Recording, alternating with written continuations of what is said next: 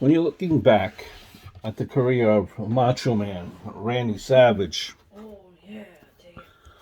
one of his most forgotten WrestleMania, and I've heard this before, one of his most forgotten WrestleMania matches might be against Crush.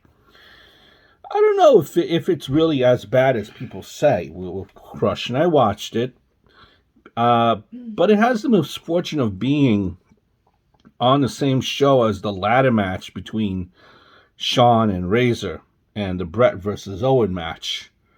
But it's not great either. Crush, similar build to an Undertaker and a Kevin Nash, if you recall, lacked Nash's charisma and he lacked Taker's presence. He wasn't one of the bigger men in the ring either.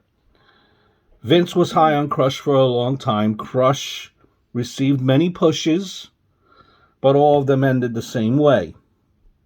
Didn't really go anywhere. Match isn't horrible, but it's just not fitting for Randy Savage's final match in WWE on a major show. He did wrestle a few live event matches, but that was pretty much it there as far as that run for Randy Savage. Vastly underused. How cool would it have been maybe to throw him into the world title mix with a Brett, with a Shawn, a Bob Backlund, a Kevin Nash.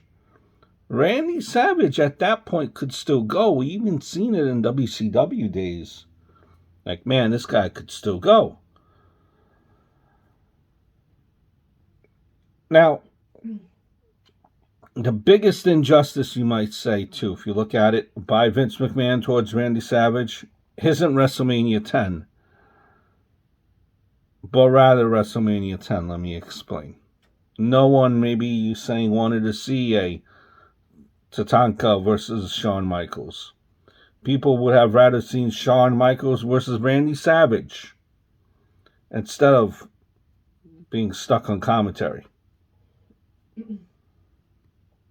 I never really understood why Vince McMahon misused Savage so much those last 2 years.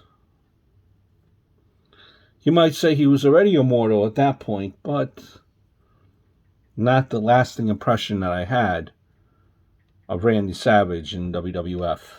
Hope all is well.